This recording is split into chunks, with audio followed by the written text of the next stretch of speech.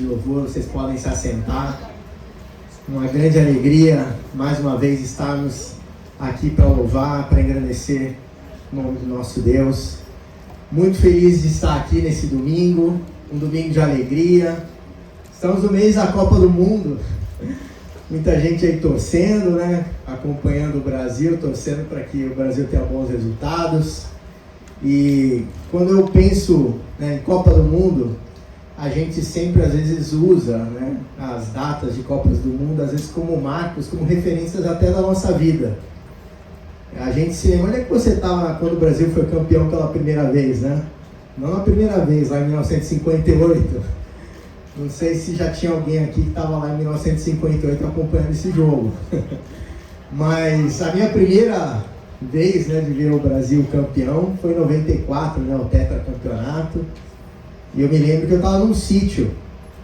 E nesse sítio, a gente tinha perto da casa do sítio um paiol cheio de milho, né, que servia de ração para os animais. E eu me lembro que no meio do jogo, né, no intervalo, todo mundo nervoso, né, porque esse jogo terminou nos pênaltis. E aí alguém teve uma brilhante ideia: vamos ali no paiol caçar rato, né? No intervalo do jogo. Aí o pessoal, eu e os meus amigos, a gente esquentava bacon no fogão, colocava na ratoeira e ia lá para dentro do paiol no intervalo do jogo da Copa do Mundo, né? Então, assim, a gente acaba tendo, às vezes, a Copa do Mundo como referência de coisas. Onde você estava em 2002, né? Aquela Copa no Japão e na Coreia do Sul, que a gente tinha que colocar o despertador para assistir os jogos na madrugada, né? E em todos esses momentos, Deus está conosco. Passa a Copa, entra a Copa, aliás, quando a gente nasceu, né, Deus já estava lá. E Deus, eu imagino, né, na perspectiva dele, ele tem também um marco com relação a cada um de nós. O dia que você nasceu é um marco para Deus. Com certeza, né, esse é o dia que eu planejei, né, Deus, para que o Weber nascesse, para que a Mariana nascesse, para que cada um de nós nascesse. Deus tinha um plano e tem um plano perfeito para a vida de cada um de nós.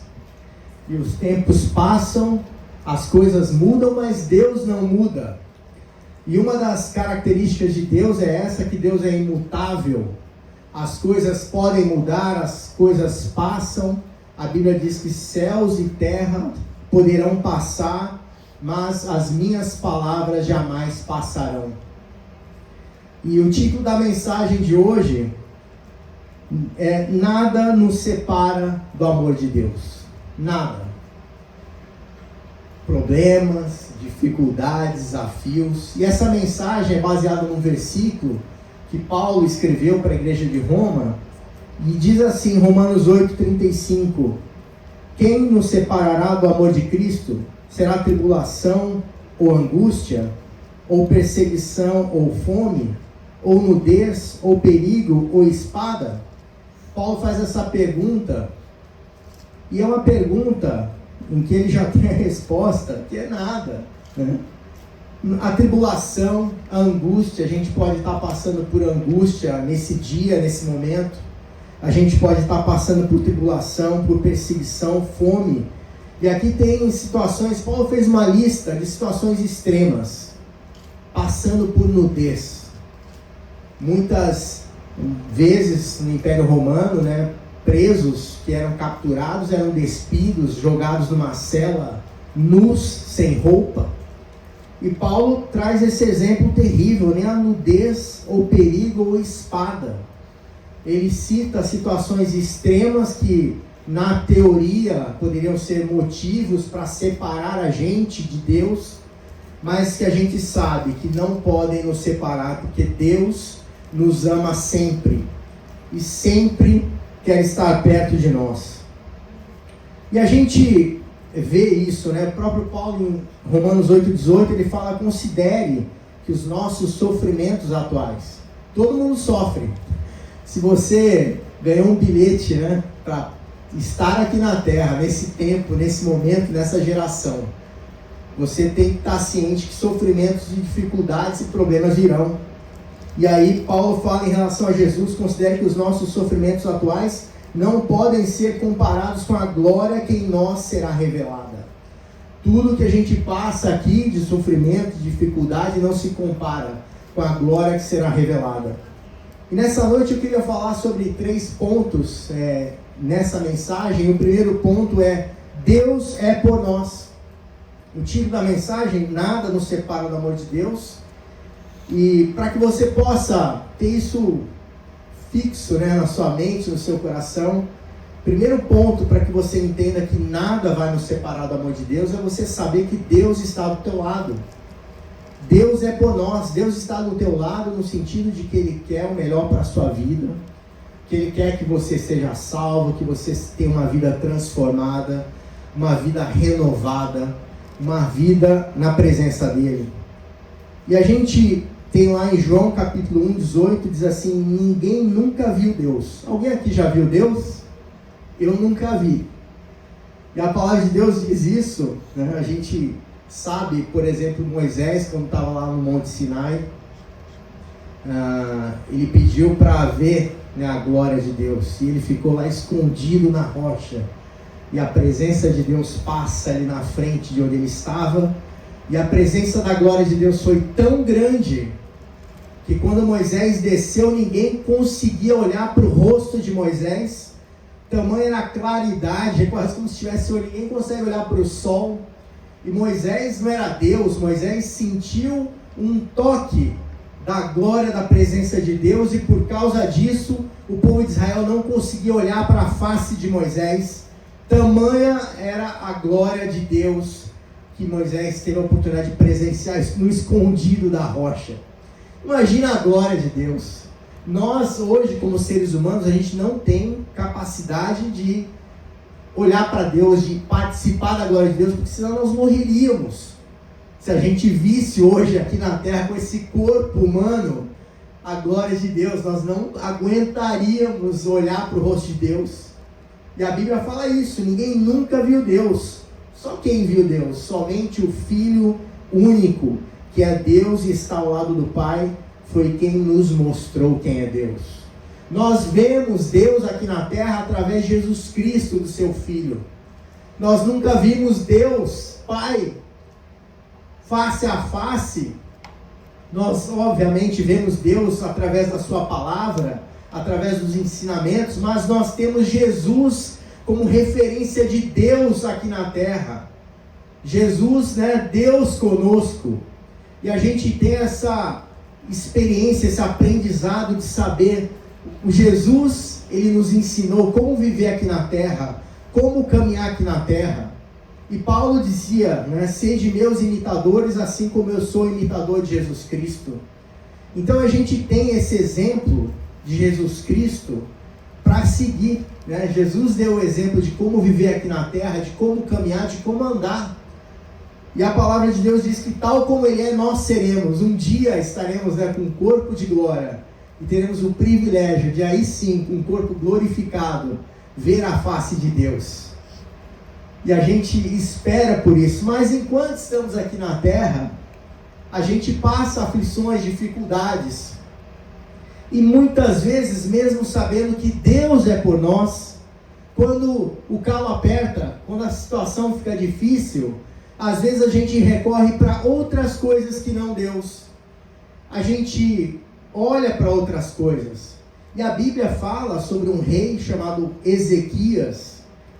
E depois que Salomão, que era filho do rei Davi, morreu, o reino de Israel foi dividido em 2 partes. Uma parte ficou sendo chamada de Israel, a outra parte ficou sendo chamada de Judá.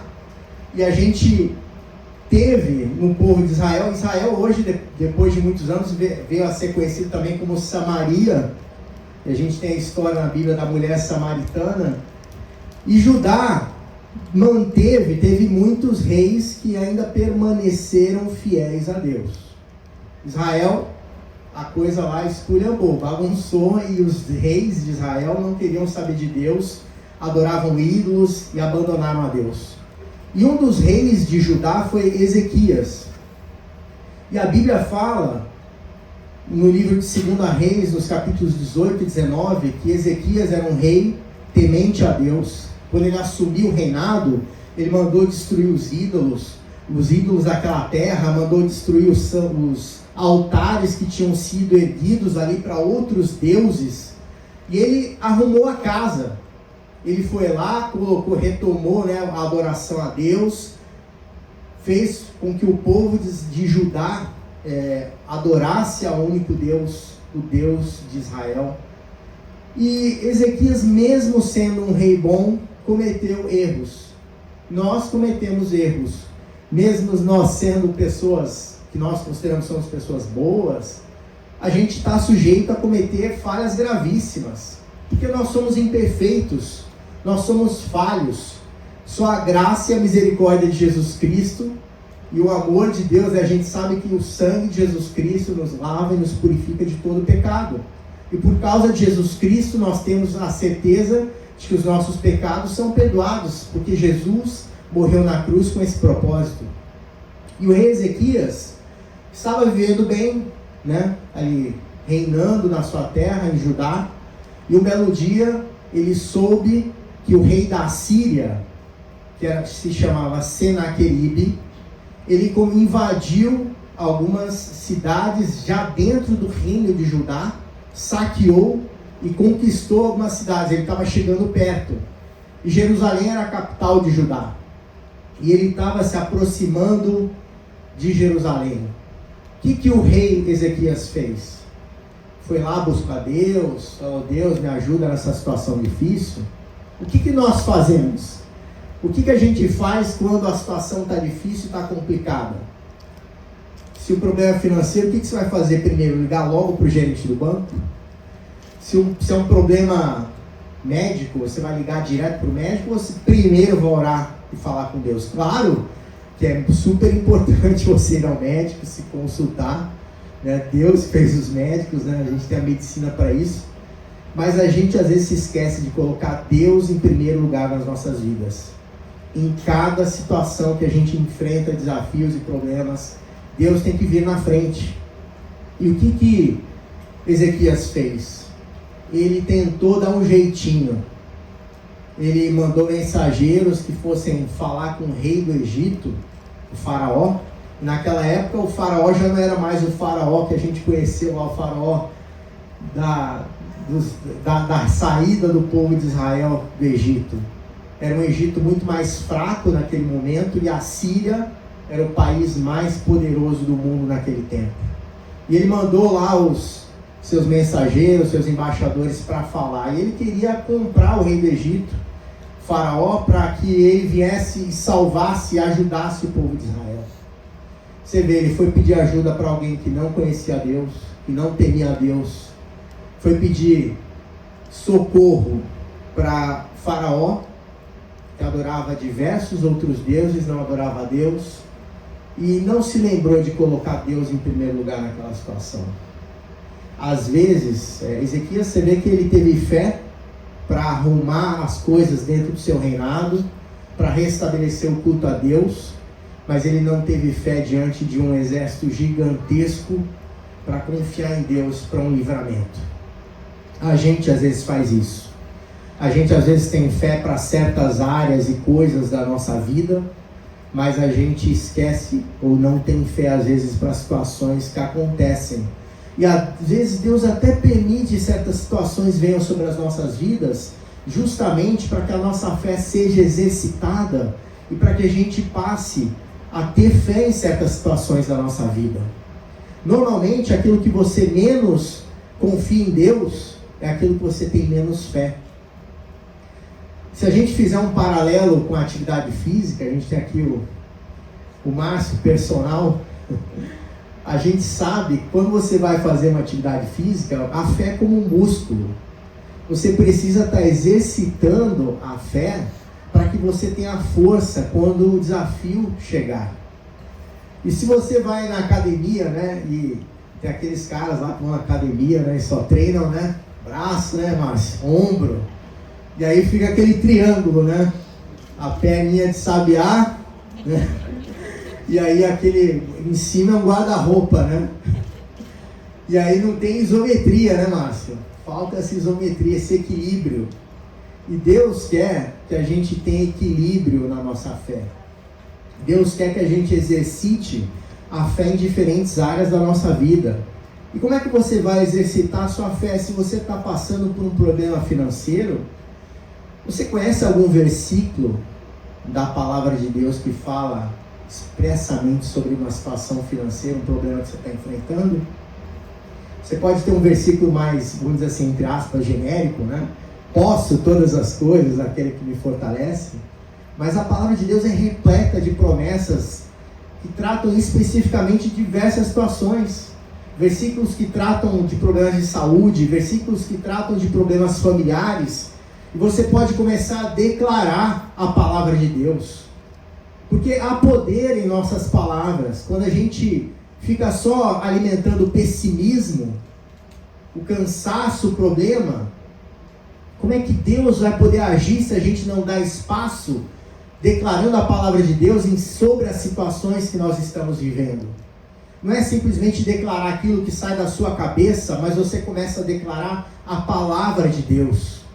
Quando Deus fez o mundo, lá em Gênesis 1:1, no princípio criou Deus os céus e a terra era sem forma e vazia, e o Espírito de Deus pairava sobre a face das águas. Lá no comecinho, não existia nada. Deus invisível, nós não vemos Deus, mas nós temos que ter essa fé em Deus mesmo não vendo Ele.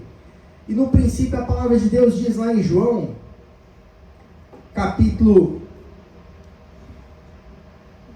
no início de João, a gente tem lá João 1, versículo 1, no começo aquele que é a palavra já existia. Então você tem que declarar a palavra sobre a sua situação. O que vem primeiro? A resposta, a coisa, o objeto ou a palavra? As coisas foram criadas em cima da palavra. Se você está buscando cura, declare a palavra de cura. Porque se você não declarar a palavra de cura, como é que a cura vai se materializar? Se você está com um problema financeiro, declare a palavra sobre o seu problema. E a coisa vai acontecer porque Deus é que declarou aquela palavra. E a sua fé vai ser fortalecida declarando a palavra de Deus. E é algo que tem que ser exercitado. Talvez você não esteja vendo nada, você não vê a situação mudar, mas você continua crendo que aquela semente que foi plantada pela palavra de Deus vai crescer, vai produzir frutos, e a situação será transformada. Não pelo seu esforço, não por força, nem por violência, mas pelo meu Espírito, diz o Senhor, que está escrito na palavra de Deus. O Espírito Santo de Deus, enquanto estamos aqui na terra, Ele está trabalhando em cada um de nós, nas nossas fraquezas, naquilo em que temos menos fé. Ele permite certas situações. Nós não podemos ser imaturos e ficar pensando que Deus não está vendo o nosso problema, que Deus não está vendo a nossa situação. Ele está vendo, e Ele quer que você se apegue à palavra dEle, se apegue às promessas dEle, para que você possa ter a fé, para confiar que Deus é poderoso para te livrar de qualquer situação difícil, de qualquer problema. E um versículo que eu queria ler aqui, né, ainda em relação à história de Ezequias.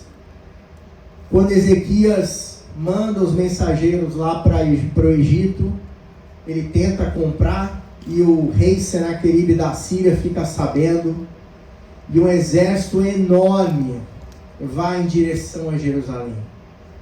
O que está vindo contra a sua vida nos dias de hoje, né? O que está se levantando com você? Porventura tem alguma coisa que possa ser maior do que Deus? Tem alguma situação, algum problema que Deus não seja maior do que a situação e que o problema que você está enfrentando?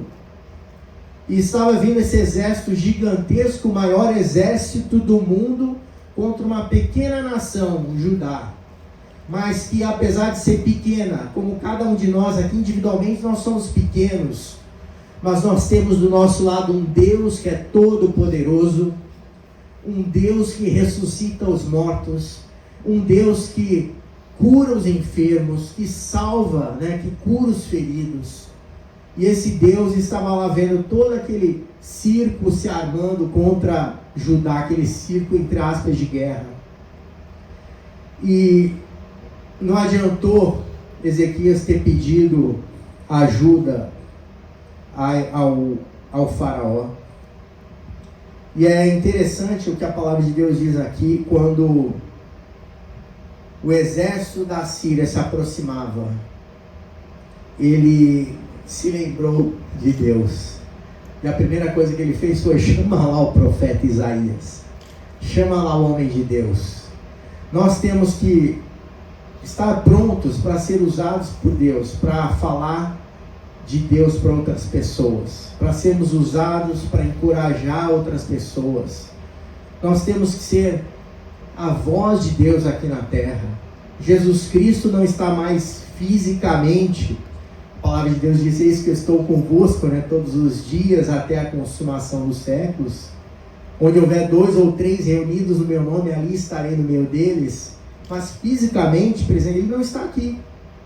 Nós temos o Espírito Santo de Deus que nos capacita, que nos ajuda, e nós temos que estar preparados para sermos usados por Deus.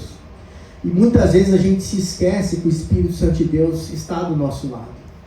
Eu me lembro uma vez que eu tive que participar de um projeto muito difícil, muito complexo. Eu sou advogado e era uma venda de uma empresa, e eu estava do lado do vendedor, de um empresário que fundou a empresa.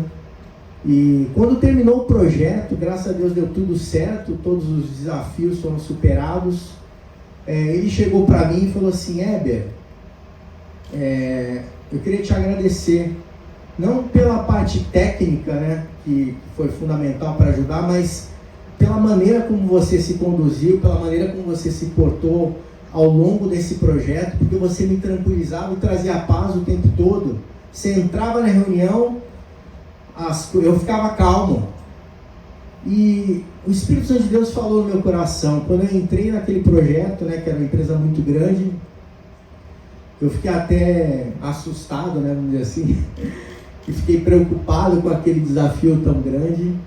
E o Espírito Santo de Deus falou no meu coração, não é sobre o que está ao teu redor, mas sobre aquilo que você carrega quando você entra. E o que nós carregamos, que temos dentro de nós quando a gente entra em qualquer lugar, em qualquer situação, é o Espírito Santo de Deus.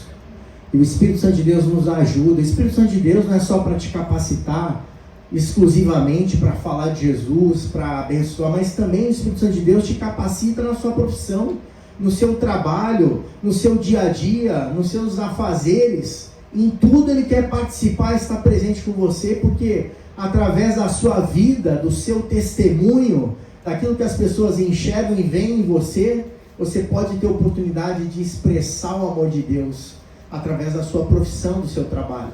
Nem todo mundo vai ser pastor, nem todo mundo vai ser missionário, mas todos nós somos missionários. Quando eu digo missionário, não é ir para a África, ir para a Ásia, mas cada um de nós é missionário. Somos usados todos os dias e refletimos, devemos refletir a glória de Deus onde quer que a gente vá. E a palavra de Deus diz aqui em Isaías 30, nos versículos 2 e 3, diz assim: pois sem me pedirem licença. Isso daqui é o profeta Isaías falando para Judá sobre a decisão que Judá teve de buscar ajuda no Egito. E ele falou assim: vocês, sem me pedirem licença, as autoridades de Judá foram ao Egito pedir socorro ao seu rei, pois confiavam no seu poder para proteger Judá, mas em vez de socorro virá a desilusão, e em vez de proteção haverá humilhação. Quando a gente procura ajuda no lugar errado, vem desilusão, vem humilhação, a gente não fica feliz, a gente só fica mais angustiado e ansioso. E a humilhação foi grande. Quando os mensageiros da Síria chegaram na frente dos muros de Jerusalém, eles começaram a bradar e falar alto, e dizendo: olha, a gente vai fazer isso com vocês sabem o que a gente faz quando a gente invade e conquista uma terra. E os representantes, que eram 3 que saíram pelas portas do muro, aquela conversa antes do início da guerra, foram lá na frente falar com os representantes da Síria. Eles falaram: olha, fala em aramaico, não fala em hebraico não, que senão o povo que está ali atrás vai escutar e vai ficar com medo. E aí ele começou a falar, o representante de Senaqueribe, o rei da Síria, que falava hebraico, começou a falar mais alto ainda, para amedrontar e aterrorizar o povo. E o povo de Judá estava ali morrendo de medo. E em 2 Reis, capítulo 19, versículos 32 e 34, veio a palavra de Deus através de Isaías, dizendo: portanto o Senhor diz, Deus diz o seguinte a respeito do rei da Síria. Depois que o povo de Judá se humilhou e reconheceu que a ajuda, o livramento só pode vir de Deus, Deus falou: agora sim, eu vou intervir a seu favor, Judá. E quantas vezes a gente fica lá se esperneando, né, tentando dar um jeito. Eu vou aqui falar com fulano, com ciclano, com meu chefe, tenta de tudo quanto é jeito resolver o problema e sequer passa pela cabeça se lembrar de falar com Deus Todo-Poderoso, nosso Pai que nos ama muito. A gente se esquece.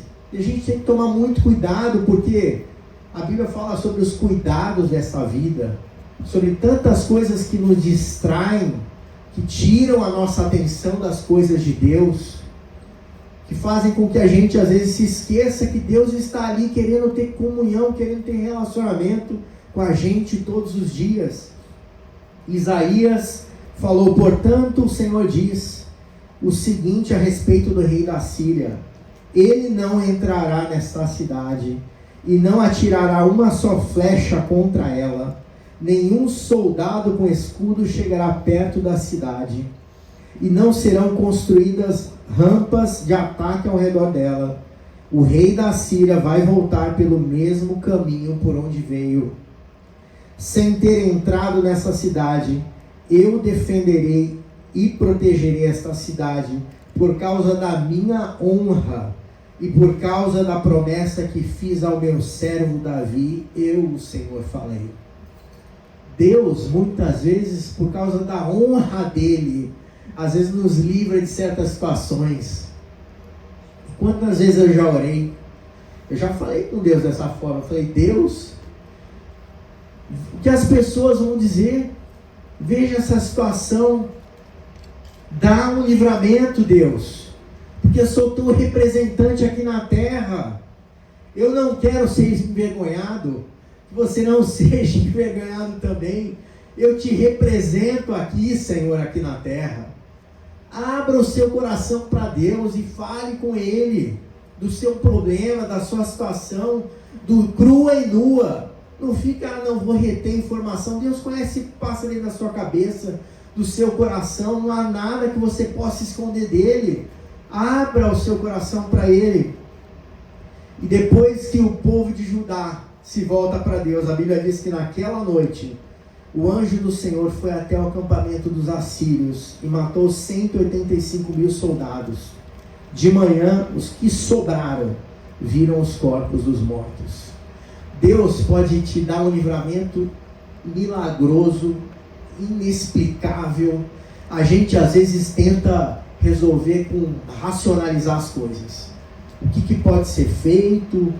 Se acontecer isso, aquilo outro, né? Se tiver isso mais isso, vai dar certo, não sei o que. A gente fica lá confabulando. Confia em Deus. Entrega o teu caminho ao Senhor, confia nele e Ele tudo fará. Descansa em Deus. Mas eu não estou me sentindo descansado nem em paz. Continua declarando a palavra de Deus, continua profetizando, continua falando as verdades da palavra de Deus, e o Espírito Santo de Deus vai te trazer a paz. Você não vai achar paz ficando horas na frente da televisão, horas remoendo o problema, horas pensando na dificuldade apenas. Você vai encontrar paz em Deus, porque a paz de Deus, que excede todo entendimento, guardará os nossos sentimentos, o nosso coração em Cristo Jesus. A paz de Deus excede o entendimento racional, a lógica humana. A paz de Deus não é com a paz do mundo. Deixo-vos a minha paz vos dou. Não vou lá dou como o mundo a dá. A paz que o mundo dá é passageira. Às vezes você vai num show, um evento, nada, né, contra ir num show, um evento, um jogo de futebol, assistir Copa do Mundo, né? O pessoal, por exemplo, agora com a Copa do Mundo, estavam dizendo, não, vai acabar a polarização no Brasil, né? O pessoal estava brigando nessa grande polarização. Copa do Mundo, as pessoas esquecem tudo e vai ficar tudo bem. Passada a Copa do Mundo, o que acontece? A nossa paz não tem que depender das circunstâncias, do que está acontecendo no mundo. A nossa paz vem de Deus. A nossa paz vem do Senhor, Criador dos céus e da terra, do nosso Pai. Um outro ponto que eu queria falar aqui é: somos justificados. A Bíblia diz em Romanos 8,33: quem fará alguma acusação contra os escolhidos de Deus? É Deus quem os justifica. Quem está te acusando, né, de alguma coisa, de um pecado? Ninguém tem poder para te acusar. A Bíblia fala isso. Quem vai fazer alguma acusação contra os escolhidos de Deus? É Deus quem os justifica. Muitas vezes as pessoas ficam testando, né? Mas o que é né, até onde eu posso ir no pecado, né? O que eu posso... Tem gente que fica assim, né? Será que esse pecado Deus vai virar as costas para mim?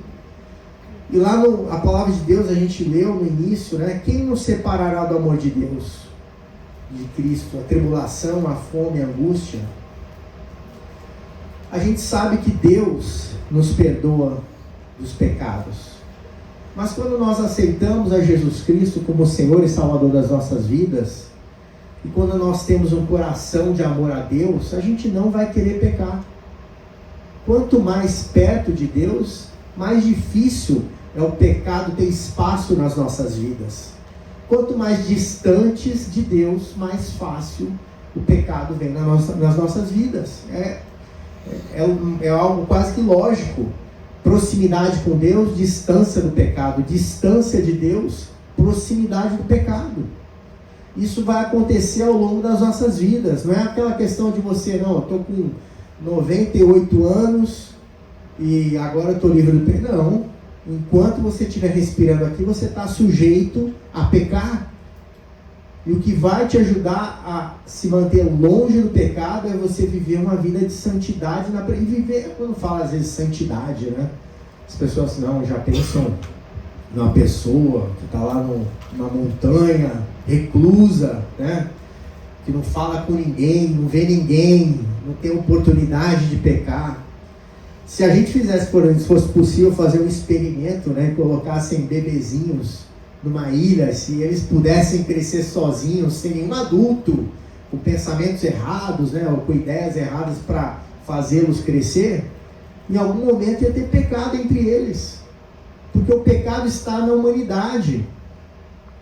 Então nós temos que ter consciência de que existe o pecado, mas nós temos que entender que somos justificados, e às vezes por causa do pecado você se distancia de Deus, quando na verdade você deveria se aproximar dele para não pecar mais. Romanos 5, versículo 1 diz assim: justificados, pois, mediante a fé, temos paz com Deus por meio do nosso Senhor Jesus Cristo, por intermédio de quem obtivemos igualmente acesso pela fé a esta graça na qual estamos firmes e gloriamo-nos na esperança da glória de Deus. A gente pode ter essa convicção de que a gente tem acesso a Deus, independentemente do que você fez, das formas como você errou. Deus te ama, Deus quer estar perto de você, Ele quer transformar a sua vida. E Efésios 2:8 diz: pois vocês são salvos pela graça por meio da fé, e isto não vem de vocês, é dom de Deus, não por obras, para que ninguém se glorie. Quantas pessoas vivem aqui na terra querendo fazer obras para alcançar a salvação, querendo fazer coisas, e às vezes a pessoa já teve encontro com Deus, já conhece a palavra de Deus, e às vezes sem perceber fica voltando à ideia de que obras podem salvar, ainda que a pessoa não fale isso e que não expresse isso. Às vezes no subconsciente ela fica atuando como se as suas obras fossem gerar uma maior proximidade de Deus, né? Não, essa semana eu fui bonzinho e Deus vai me ouvir. Não é isso. Deus vai te ouvir mesmo quando você teve uma semana que você errou e que você falhou, porque Ele é Pai, Ele quer te escutar, Ele quer se relacionar com você justamente para que você se fortaleça no Senhor e para que você possa se afastar do pecado. Então, vocês são salvos pela graça, por meio da fé. Foi pela graça, não foi pelo que a gente fez, pelos nossos esforços. Não, eu fiz isso, fiz aquilo, não. Para que ninguém se glorie, todos nós somos nivelados em Cristo Jesus e alcançamos a salvação porque Jesus derramou a sua graça sobre cada um de nós. O terceiro ponto que eu queria falar é o amor de Deus nunca muda, é imutável. A gente pode ter essa certeza, essa convicção de que o amor de Deus não muda. Em Romanos 5:8 está escrito assim: mas Deus demonstra seu amor por nós. Cristo morreu em nosso favor quando ainda éramos pecadores. Cristo não morreu por você quando você estava já no céu, santo, não. Ele morreu por cada um de nós quando nós vivíamos e vivemos aqui na terra sujeitos ao pecado. Então nada que a gente faça pode fazer com que Deus pare de nos amar. Nada. E também nada que aconteça conosco significa que Deus parou de nos amar. Eu estou passando por esse problema difícil, essa tribulação, esse momento de angústia e dificuldade. Deus não está me amando mais. É porque eu pisei na bola. Não tem nada a ver. A gente tem que ter isso em mente, que Deus vai te amar sempre e igual. Nunca vai mudar o amor de Deus por cada um de nós. Ele vai continuar nos amando do jeito que nós somos. O amor dele quer que a gente seja transformado a cada dia e viva um relacionamento com Deus. E a gente vê Deus, Ele é o nosso Pai. E muitas vezes as pessoas têm uma percepção errada de Deus por causa do tipo de pai ou mãe que tiveram aqui na terra. O meu avô, eu já falei aqui um pouco do testemunho dele. Ele viveu durante muitos anos como alcoólatra, ele era sapateiro, e quando minha mãe tinha 5 anos de idade, ele saiu de casa, e ele foi embora, ficou 1 ano fora, e todo o dinheiro que ele conseguia, ele gastava com prostitutas, gastava com bebidas, e depois de 1 ano fora de casa, eu fiquei imaginando, a minha mãe tinha 5 anos de idade, uma criança, e os filhos, eles têm os seus pais como verdadeiros heróis, são exemplo, e os filhos às vezes têm um pai todo errado, que maltrata, que faz, e mesmo assim, às vezes eles nutrem uma admiração pelo pai. É claro que chega um ponto que isso vira, mas os filhos, eles têm aquele amor natural pelo pai e pela mãe. Nós somos pais aqui na terra imperfeitos, nós erramos, falhamos, não tem aqui. Pai perfeito é só Deus. Mas os nossos filhos, aprendem, tendo uma família, vamos dizer assim, entre aspas, equilibrada, uma família cristã. Em teoria a gente deveria ter ali uma situação onde a gente tenha boas referências, para que quando os nossos filhos forem se relacionar com Deus, eles tenham uma referência de pai e de mãe, tementes a Deus, de amor. E o que eu queria falar aqui, em João, Salmos 18:30, a Bíblia diz assim, que o caminho de Deus é perfeito, a palavra do Senhor é provada, Ele é escudo para todos os que nele se refugiam. Não importa o que você esteja enfrentando, a situação que você esteja vivendo, o amor de Deus nunca muda para com você. E Deus nunca deixa de ser seu escudo e sua proteção nos momentos mais difíceis da sua vida.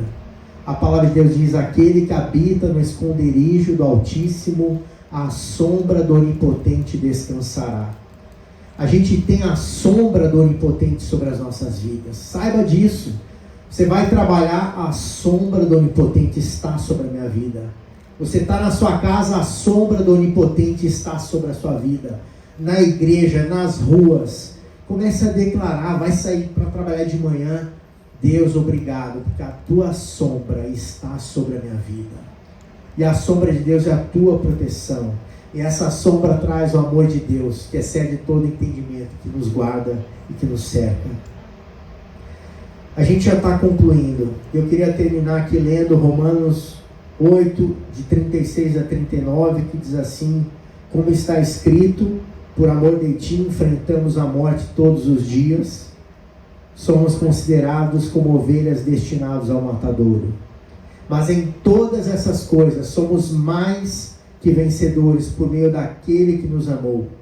Pois estou convencido de que nem morte, nem vida, nem anjos, nem demônios, nem o presente, nem o futuro, nem quaisquer poderes, nem altura, nem profundidade, nem qualquer outra coisa na criação será capaz de nos separar do amor de Deus que está em Cristo Jesus nosso Senhor.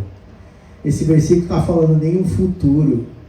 A gente não sabe o que vai acontecer no futuro, mas o nosso futuro não vai nos separar do amor de Deus. O que vem pela frente, aquilo que você não sabe, que está te angustiando, te preocupando, sabe que Deus está com você no presente e estará com você no futuro, te amando, te guardando, te protegendo. Porque Deus é fiel. Vamos nos colocar em pé.